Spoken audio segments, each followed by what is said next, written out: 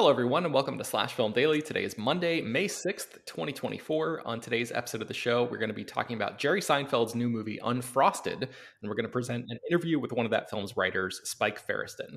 My name is Ben Pearson. I'm an editor at slashfilm.com, and I'm joined on today's episode by Slash Film editor and chief film critic, Chris Evangelista. Hello. And Slash Film editor, Brad Oman. Hey, that's me.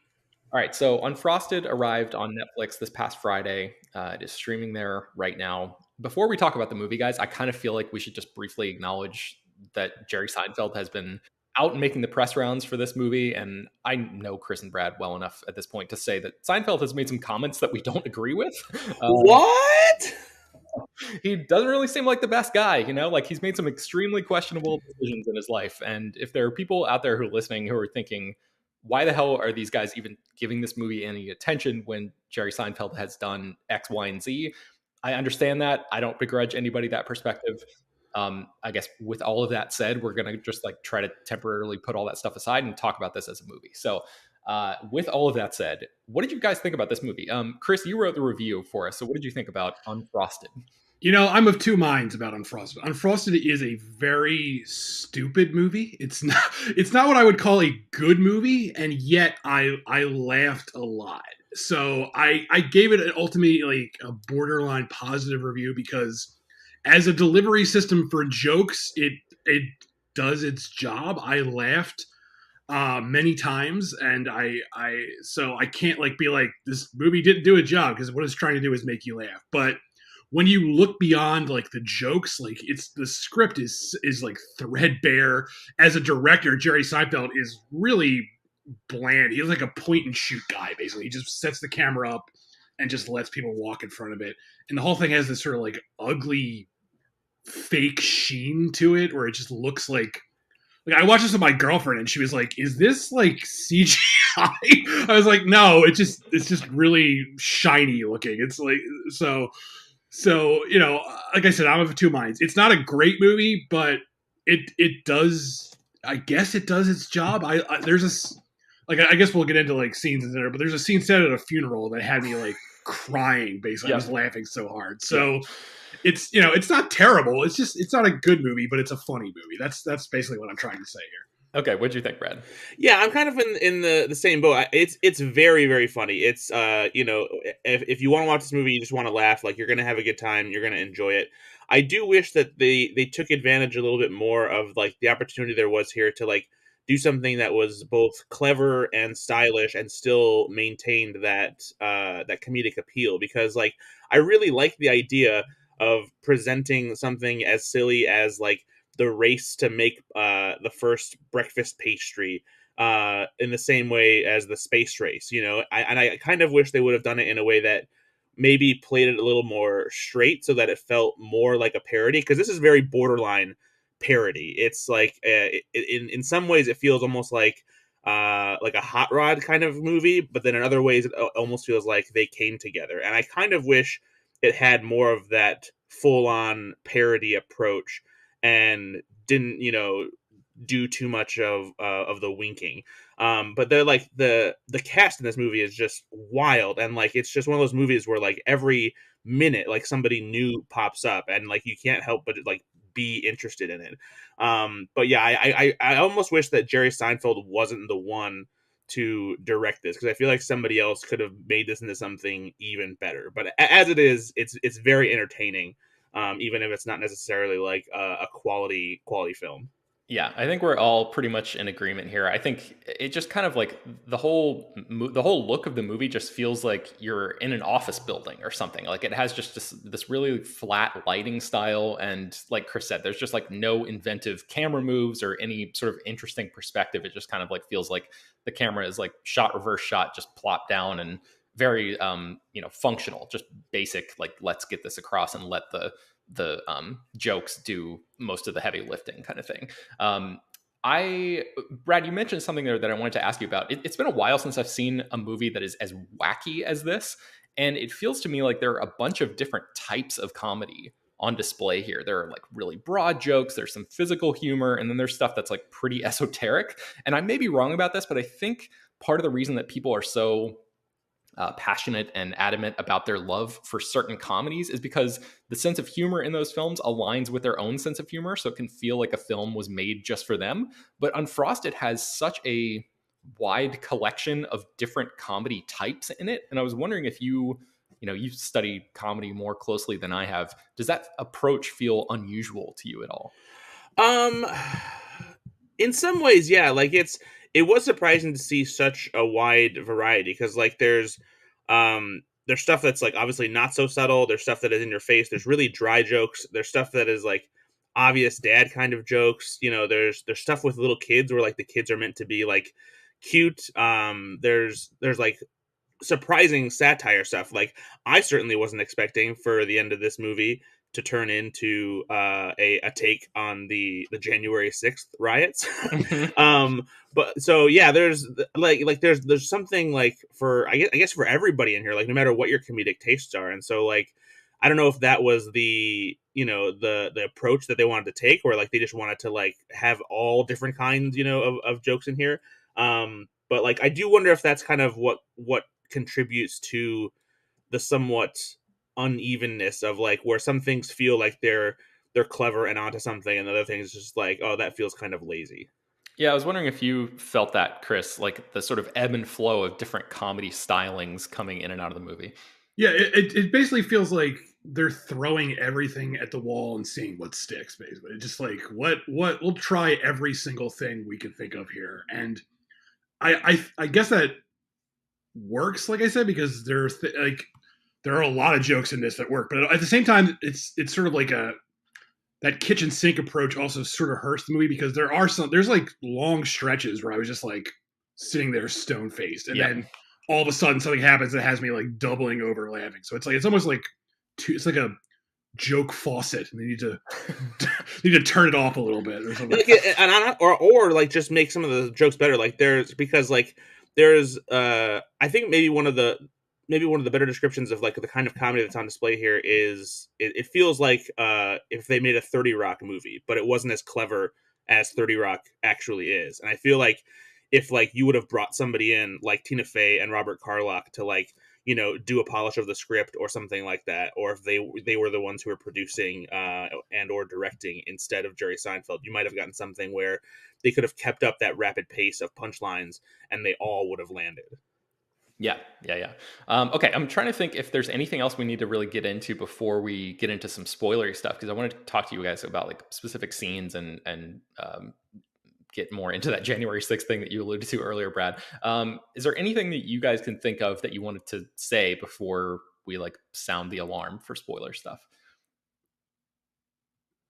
Okay, nothing. All right, so let's do it. So now, spoilers for the movie Unfrosted. This is your final chance. So we have to talk about the Madman cameo, right? Because that's probably like the most insane thing that happens in the movie, even though there's a ton of insane stuff. Like that was just so unexpected to me. Chris, what was your reaction when you saw that? On one level, it's so like clumsy the way he's just like, I reached out to some Madison Ave, and he's like practically winking at the friggin' camera when he says it. But at the same time, I was like, I can't believe like John Hamm and John Slater like agreed to do that. Like I'm kind of surprised that they would be like, yeah, we'll come back and play these characters again. And like, I guess you could argue that like, well, he calls him Roger, but they never actually come out right and say like Don Draper, but it's like it's clearly him playing that role again. And it's kind of like nuts that he would like step back into his like most iconic role to like do this again. But I mean, it's a fun little thing, and I'm of two minds of it. Like there's like the snob in me is sort of like they're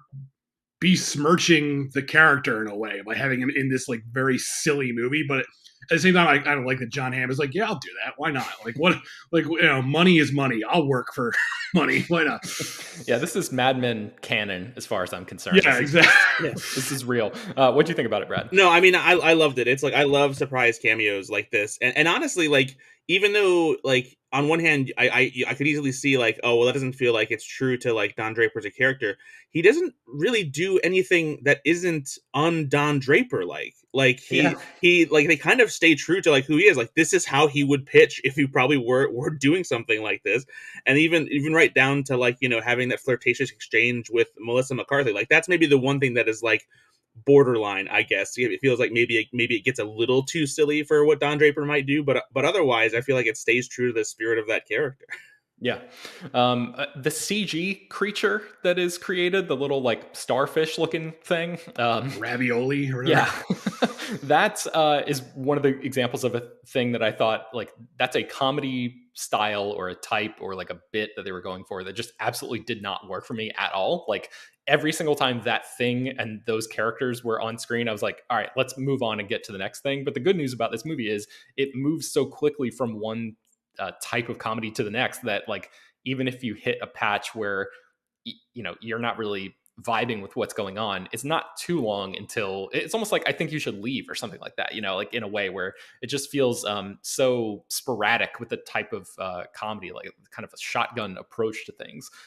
Did that CG creature bit work better for you guys than it did for me? Brad, what do you think about that? No, I feel the same way. That was the one, like maybe the biggest gag that I felt like was out of place, especially because it didn't really go anywhere significant. Like at one point, it seemed like it might become a significant plot point and upend something, but then it really doesn't. I think the only point that it actually worked for me is when it popped up in Kellogg's office and scared Amy Schumer, and she screamed at it. Like that was the one point where I was like, okay, that's pretty funny. But otherwise, yeah, that little bit didn't really work for me. But what did work for me, tied to that bit, was Bobby Moynihan as Chef Boyardee. Yeah, I mean, so what did you like about that performance? I think we should mention for people who may be listening to this but didn't see the movie or something, a lot of the characters are dressed as like serial mascots just in their normal everyday life and nobody comments on it. So that's one of the sort of like just funny visual gags of this movie. And that very much extends to Bobby Moynihan as Chef Boyardee, who just like dresses exactly like you would expect the guy to look from the can of ravioli or whatever. So what did you like about that performance, Brad? It's just a big silly performance. I love when Bobby Moynihan does characters like that, and I also liked the continuing evolution of the dynamic between him and, I forget Thomas Lennon's character name, but how Oh yeah. they kind of turned into like the makeshift dads of that little ravioli creature. Like that was one aspect of that inclusion that like was amusing, just to see how those characters bounce off each other in that way.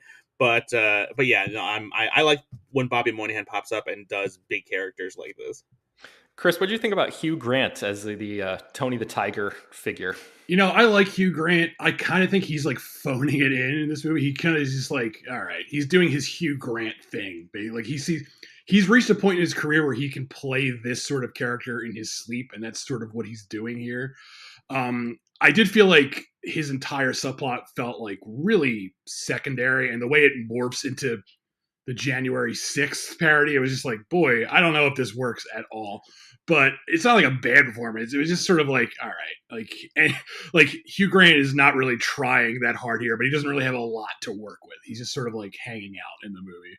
Yeah, we got to talk about that. Like Fred Armisen at the very end of this movie is essentially trying to certify the creation of the Pop-Tart, basically, while a rioting band of mascots storms the Kellogg's building, and Hugh Grant's character is like wearing the sort of like Viking helmet. It was like imagery. the Magah shaman or something like that. They called that real guy, Yes. real guy who were dressed like that. Yes. So, I mean, Brad, you said this completely caught you by surprise. I mean, very much in the same boat. Like, what the hell is this movie doing? And like, what is it even trying to say with this? Like, did you go beyond a surface level and have like a read of what this movie was trying to do? Or did you think they were just tapping into this event because everybody knows about it and they thought it would be funny to have mascots being the people who are storming a building? Yeah, it's like, it's one of those things where like it feels like they found a way to like parody it without doing a direct satire or parody of it, which is probably the best way to approach something like that. Because as we've seen, if you've been watching Saturday Night Live over the past, I don't know, 8 years or so, maybe even the decade, it's tough to lampoon the most like ridiculous and also like tragic things that are happening in our political system right now, because it's already reached a level of insanity and ridiculousness that trying to make fun of it takes something even more absurd, and it can be really hard to match that. It kind of reminded me how do you guys remember that movie Butter?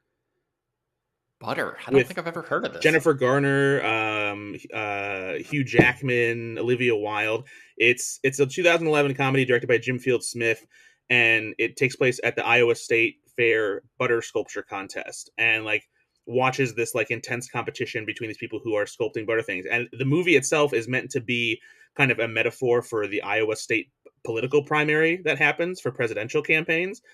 And it kind of like that movie feels like it's a very like it's almost forced in that way, and that's kind of what this felt like, with like trying to make it feel like a January 6th thing at the end. Mm. Butter. Interesting, man. What a deep pull there, Brad. Okay, Chris, what did you think about that whole I guess subplot of the movie? Yeah, it did not work for me at all, and it felt really like clunky, and it's weird to say, but it feels, even though the January 6th thing did not happen that long ago, it feels like dated already to like make a joke about. Like it feels like if this came out closer to January 6th events and then they did it, it'd be like, okay, that's funnier. But now it almost feels like just like so much has happened since then. It just feels like it's old news, which is a weird thing to say because it should be old news that there was a violent insurrection to overthrow the government. But like that's the time that we live in, such insane times that it already feels like old news at this point. Yeah. Okay, so I wanted to, I guess before we wrap up here, I wanted to mention a couple of like just favorite scenes, or give us an opportunity to shout out any moments that we thought were worth bringing attention to. And Chris, you mentioned my favorite scene in the movie is that funeral scene. Like Jack McBrayer's character, the bicycle creator Steve Schwinn, dies in an explosion, and then there's that really great follow-up line where Seinfeld is on the phone and he's like, Steve was vaporized, but we had a funny mix-up with Chuck. Yes. And then there's this whole funeral scene where they pour cereal and milk into the open grave. And his widow is like, what is happening? Like that entire, I was like crying. I was laughing so hard during that because it just keeps going, that scene. It just like, that's definitely my favorite scene in the whole movie. Yeah, everything just keeps like it keeps topping itself. Like there's a moment where this random woman just walks up to the grave and she screams, why? And Mrs. Schwinn is like, who is she? Yeah. And then the woman just walks away and you never know. Like there's just, and then Snap, Crackle, and Pop like folding the prize inside the cereal box as if it were a folded flag and presenting it to her. I mean, yeah, I was like losing it. I was crying on my couch. I was laughing so hard at that. So like, I feel the same way as you do, Chris, where like, it's hard for me to say that this is a terrible movie because it made me cry because I was laughing so hard at it. But it is like a very shoddy movie. But it has these moments of brilliance that I just like. I'm very glad that this movie exists because it made me laugh really, really hard. So I don't know, any favorite scenes or moments for you, Brad, that you wanted to call out here? I wanted to give a shout out to the two kids that are in the movie. They're new actors because they get an introduced credit in it, and their names are Bailey Sheets and Eleanor Sweeney, because they're like adorable kids who have these very unique voices that like almost sounded like they were being voiced by like cartoon voice actors. But they're so like endearing and earnest, and they're just really good in these parts of the movie, and they kept popping up, and I thought they were really funny. Yeah, they were kind of like Mickey Rooney and Judy Garland or something. They felt like they were plucked from a different era in some way. Like they felt like they could have been in like the Little Rascals. Yes, exactly. Chris, any other moments that like really made you cackle? Not like cackle, but I don't know. Like the funeral thing is the only thing I just keep coming back to because it's like the thing that stood out the most to me. But just that the precursor to that too, where Jack McBrayer blows up, and it's like, oh, there he is, and it just turns out to be the other guy coming out. He's like, no, he's dead. I was like, I thought that was just like fucking hilarious. Like that entire sequence building up to that is just like the most solid. Oh, the other thing I really liked is like when Seinfeld goes to get Melissa McCarthy at NASA, and he's like, "Do you really think you're going to the moon?" And she's like, "No." And they both like laugh hysterically and leave. It was like that. Like I wanted more of that. Like just like that's really like stupid humor, but that's the kind of humor that really gets to me. Like so, yeah. The movie's interesting because it weaves in some stuff that is historically accurate and then takes giant swings with real world stuff and like creative liberties and like does not adhere to reality at all and for most of the movie. But it like sprinkles in these little moments and little sort of observations about real life historical figures that like feel pretty close to the truth. So it's just interesting, like the way that they chose to do it. And I asked Spike Feresten about that in the interview, and he was basically just like, if it served the joke and served the moment that we were looking for, we did it, and if not, we just like made up our own reality, basically. So I just thought it was an interesting approach to a comedy like this. But Oh, I also want to. I really liked the recurring bits with Walter Cronkite. Yeah. Yes. When he would like do just a full legitimate news report and then just have like a quick aside where he's talking about silly putty or being depressed or Yeah. Yeah. I really liked Bill Burr as JFK. I thought Yes. there's a part where he's like giving a speech on TV and he's like, I know a lot about boats. When I was a kid, I was sickly and they got me a dinghy. And it's like, it's such a throwaway line, but like that really made me laugh because you think he's going to talk about, because JFK was like a PT commander and he became famous for saving his patrol and stuff like that, but like that's not what he's talking about at all. I just thought that was hilarious. And then also kind of like to bounce back, because like that, I feel like the JFK bit too kind of shows like the highs and lows of like what they did and what they could have done. Because like the one thing with JFK that I thought was such like a lazy throwaway thing was he's talking about Jackie Onassis. She's like, she's really mad at me because since you know who's saying happy birthday to me. And it's like, really, you went with like a Marilyn Monroe happy birthday joke like that? But then on the other end of the spectrum, I really like the thing where the secretary calls in and she's like, the Doublemint twins are here, and he's like, are they wearing the outfits? Yeah, and just the way he leaned into the delivery and stuff, where he was like, "Ask not," like just the accent and all that. I thought it was really good. Okay, so I guess let's take a break and then we'll come back and play this interview. So Spike Feresten has been a writer for David Letterman's Space Ghost Coast to Coast, the 2007 animated film Bee Movie, and of course the NBC hit series Seinfeld. He teamed up with Jerry Seinfeld, Andy Robin, and Barry Marder to write Unfrosted. And I talked to him a couple of weeks ago about the long writing process and how in some ways this movie was actually a response to Nomadland of all things. So here's my conversation with Spike Feresten. Hi, Spike. How are you?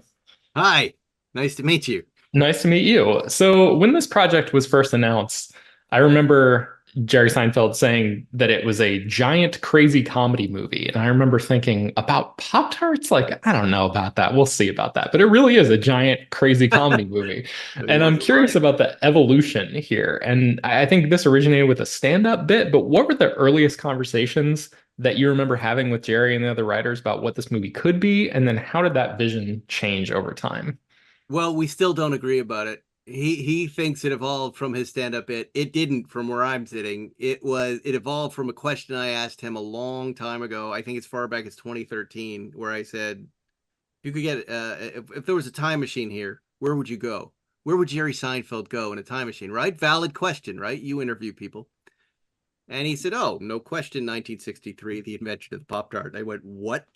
I was just so genuinely confused by his answer. I said, "Not the Marx Brothers, not Abe Lincoln, a He goes, "No, Battle Creek, Michigan, Spike. It's Battle Creek, Michigan, the invention of the Pop-Tart. And they're inventing kids' cereals, and there's toys." And I went, "Oh, okay." And I said, why the interest and what do you find so funny about it?" He goes, "Because there were serious men in serious companies in suits inventing silly things and taking it seriously. And when Post came up with this product that threatened to blow up the breakfast cereal world, Kellogg's had 6 months to catch up." And it made it, and I saw what he was seeing in the story, and we started laughing, and it became this, writer's room joke over years, like almost 10 years. We'd get together and we'd add another scene to it and riff on it. And what if George Clooney was the executive and was in Hawaii and heard about it? And what if it's like, the Right Stuff, where when Kellogg's hears about it, there's a Jeff Goldblum scene of him running down the hallway. "We know, sit down." and that became the movie that we wrote, the movie you just saw. So I know for Jerry's comedy, he's really ruthless about shaving syllables off of words to achieve the perfect flow in delivering a joke. Did you all have a similar approach to crafting a screenplay? Like, what was the actual writing process like for you all? It was unique because it was taking place during the pandemic. It was the first thing that I've ever written just like this, where we didn't have boards up. We didn't have full outlines up. It was just the four of us talking on Zoom. a couple hours every day and working out story, and someone there taking notes and typing things in for us. And it was an experiment, really. Yeah, from day one, we never thought we were actually going to make this thing. We never thought, let's call Kellogg's and ask them. Let's just write something for us that's fun and see where it goes. And here we are. So it's unique in that sense. And I'm being 100% honest. It was, we never thought we were making this movie. It was just a way to pass time during the pandemic, and a way we thought, like, and I forgive me, I forget the movie, but in the darkest part of the pandemic, like really the most tragic, where we were all like, oh my God, Hollywood released this movie about this woman living in a van. Oh yeah, Nomadland. Nomadland, and she's peeing in a bowl or something, and we all went, what is wrong with Hollywood right now? If ever there was a time for an old-fashioned comedy, it's now. Maybe we're the idiots that need to write it. I don't know. But that really was our guiding force, was that movie release. And Hollywood, in our opinion, humble opinions, just had it wrong, because we were all at home, just everything was bleak. Shouldn't we try to distract folks for an hour and a half? And, here we are. Well, you certainly succeeded on that front. You mentioned Kellogg's earlier, and as a producer, I'm curious about like what kind of conversations did you actually have with Kellogg's in post? Did they ask for anything in return for the use of their company names here? How did that work? Zero. Again, we never thought we were making it. No malicious intent towards Kellogg's. We just never thought we're making it, so why ask permission? We also didn't know who we were making this movie for, so we didn't have any adults in the room. It was just us idiot kids writing 200 pages of whatever we wanted to, right? So it wasn't until a couple of weeks ago that Kellogg's even heard about it. The movie had been announced when the deal was, and we were in production, and they were, of course, curious about what we had written. And we never really called them, and Netflix has our back and said, look, they just made a movie, Ford versus Ferrari, which is about a real thing that happened out in the world between. They didn't, I talked to the director of that movie, because we didn't call Ford or Ferrari. We just told our story the way we wanted to tell it. And there was no, I don't think anybody watching this movie presumes that we're going to be telling that when they see Jerry Seinfeld's name, right? You think, oh, this guy's going to try to make me laugh. Not, this guy's going to tell me this serious story. Now, recently, Kellogg's, Kellanova, so one of the two owns the Pop-Tart.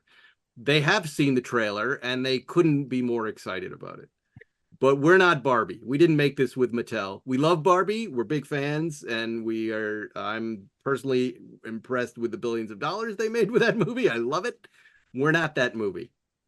Okay, wow. We made a supersized Seinfeld episode about the Pop-Tart. Think of Yeah. it that way. So this movie feels like the type of thing where there could have just been tons of really ridiculous scenes that didn't make the cut. And so I was wondering if there was something that you or your collaborators really wanted to include, but ultimately decided to either never actually shoot or just to leave on the cutting room floor. Fantastic question. There's about 100 pages, to be honest with you. I'm not lying. The first draft was 220 pages. And I didn't say no to the guys. I was like, whatever you want. Oh, you want to do a car chase with the kids? Sure, let's do that. Oh, how about a fight after Kennedy is assassinated because of the Pop-Tart, which, by the way, is no longer in the movie. But we connected the Kennedy assassination to the invention of the Pop-Tart. What if LBJ shuts it down and Walter Cronkite fights him in the Oval Office, takes a presidential portrait and crashes it over his head, and LBJ goes, my Coolidge. There's so many scenes in this that didn't get made because it would have been ridiculous to even shoot them. But yeah, maybe someday there'll be a featurette on those pages. There are about 100, and they would Wow. be good. They would be good to talk about. So how did you decide the moments where you wanted to actually include the real historical truth or something approximating it? Like, how did you pick and choose the times when you actually wanted to squeeze those moments in? That was just based on story. Again, it was a very similar approach to a Seinfeld episode. When it benefited us comedically, we did it. When it didn't, we changed it. that really was Jerry's guiding principle, and that was Jerry and Larry's guiding principle when we were making the show. But we all agreed that this 6-month window between post announcement, the story post announced it, but they didn't have it out of the lab. It kept falling apart and catching fire. That's real.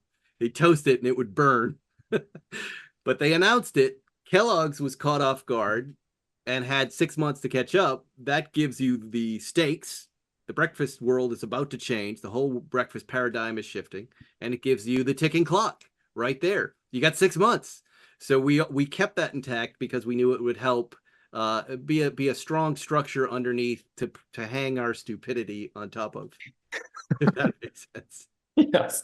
So I want to ask you something very spoilery, and I'm just going to let you know, and I'm going to wait until after the movie is out on Netflix before I publish this. So please speak freely here. How in the heck did you get John Hamm and John Slattery to reprise their Mad Men characters here? Well, let me top line the developments that lead up to it. One, while we were writing this, we would take breaks and watch Mad Men on YouTube just to make us laugh. We considered that really a sitcom. And Jerry had just rewatched the whole season again because of the pandemic. So he's like, you got to see this scene. He goes, I don't understand why these advertising executives are so mean. They're just writing TV commercials. And we'd watch the scene and we would roar and laugh at John Hamm and Slattery's performance. At some point while we were writing, Jerry said, just out of the blue, I remember this so clearly. He goes, it is 63 and Mad Men it is reasonable to assume that Kellogg's would have called the Mad Men to come in and pitch their product because we don't have a name for it yet. It's just a toastable. They would come in and pitch the whole marketing campaign for us. And we started laughing about, of course, it would be weirdly sexual and inappropriate. And they would say we're a children's cereal company. And then he would berate them. And Jerry said, we got to do it. And I said, wouldn't that be amazing? And then that became, it always fell on Jerry's shoulders as a producer and a director who were like, well, I know John Hamm a little, but he's not going to take my call. If you call him, then. And so Jerry picked up the phone and called Slattery and called Hamm, and that began the conversation. And, we prepared that scene specially for them. We had Bill Pope, our DP, kind of look at Mad Men and look at the lighting. We had some of the actual furniture. One of our set designers, set decorators, I probably don't have the phrase right, but had worked on Mad Men and said, I've got a surprise for you boys. This is stuff from Don Draper's office. And we were Wow. like, way. So that's in, some of those scenes. And it all came together. It all came together quick, thanks to John and John Slattery. And the scene crushes. It's one of my favorite scenes in the movie. And That's Jerry amazing. gets like fantasy Mad Men camp. He gets to be in a scene in Mad Men, a show that we all love that he was never in. And you've seen the scene. Oh man, that's unreal. This whole cast is incredible. Tell me a little bit about the funeral scene, because that was the section that cracked me up the most. That was Yeah. the section where I was laughing the hardest. So again, when we were kind of trying to calibrate the world of Battle Creek, Michigan, and what the cereal world would look like if we made it up, there was this idea that you could, if you died and you died in the line of duty, you would be buried with cereal honors. And it was really Jerry's notion from the start. And I don't think the rest of us really understood it, but he said, let's do a funeral scene, because you don't get excited about funeral scenes. He goes, but all the characters there. And I'm like, right. So Tony the Tiger would go, he was great, and the jokes started writing themselves. And I have to give Jerry credit. Like we were talking earlier, there was a very large script, a very expensive script, and we had to make lots and lots of sacrifices and cuts to get it shot. And that was brought up a lot by the money folks on our production staff. And Jerry defended it every time. And he said, no, you're not. This is the one thing I want to shoot. It's going to be beautiful. It's going to be funny. And we're going to do this. Fine. He go, find money somewhere else, Spike. And I would. And I said, we got it. And I would tell everyone, Jerry wants to shoot this scene. We're doing it. And now there it is, but that's really the purest, I think, Seinfeld scene. from Yeah. top to bottom, writing wise, is that cemetery scene. So I think I have time for one more question. You mentioned Seinfeld a couple times. I was wondering if you had a favorite memory from your time working on that show. Um, there's so many. I mean, it was such a magical experience, but here's not my favorite memory, but an interesting one. My first episode was the Soup Nazi, and I was very nervous about going in. And the night we were shooting it, I was walking to the stage, and the O.J. Simpson verdict came in, and he was released. And we were all in a state of shock. The country was in a state of shock that this guy had been, and I was just like, there goes this episode. It's done. I'm cursed. The audience is going to come in, no one's going to laugh, and Larry and Jerry are going to fire my ass. It's going to be over. And to my surprise, everyone needed a laugh. It's kind of like the environment we wrote this whole movie in during the pandemic. He goes, and people were laughing harder than normal. And, that was such a, obviously the start of the story is a little difficult and tricky, but the ending it for me was one of my favorite memories. Was just like, watching that cast and watching Larry do his thing and watching the audience laugh. That's the whole game. Yeah. Where I learned it. That's what we're here to do in times of darkness. That set it aside. Your job is to entertain. That's what we do. That's all we do. Don't Awesome. take anything too seriously. Well, thank you so much. Like, I'm out of time with you, but this has been terrific. And congratulations on this really, really weird, really delightful movie. Oh, thank you. Thank you. Take care. All right, guys, before we wrap up, any closing thoughts on Unfrosted, any other moments or anything like that you wanted to shout out before we wrap it up here? Jerry Seinfeld, don't direct any more movies. You can be in them, but you're not a very good or read a book about filmmaking. It really feels like he was just like, I can do it. I can do this. How hard can it be? And it's like it's not that easy. But yeah, I don't know. Like I said, I don't think this is a good movie, but it is a very funny movie. So it does its job. Any closing thoughts, Brad? No, I think we pretty much covered it. It's I'm glad this movie exists on some level. It's kind of it's just a fun thing. It's not trying to do anything too challenging for better and for worse. But it's for a 90-minute breeze of a comedy about the making of Pop-Tarts. Like I'm fine with it. Okay. You can find more about Unfrosted at slashfilm.com. I'm going to link to Chris's review in the show notes here. Slash Film Daily is published every weekday, bringing you the most exciting news from the world of movies and TV, as well as deeper dives into the great features you could find on the site. You can subscribe to the show on Apple, Overcast, Spotify, wherever you get your podcasts. Send your feedback, questions, comments, concerns, and mailbag topics to us at bpearson@slashfilm.com. Make sure to leave your name and general geographic location in case we mention your email on the air. Don't forget to take a minute to rate and review the show on Apple Podcasts or Spotify. That really does help us out a lot. Tell your friends about the show any way you can. Thank you so much for listening, and we will talk to you all tomorrow.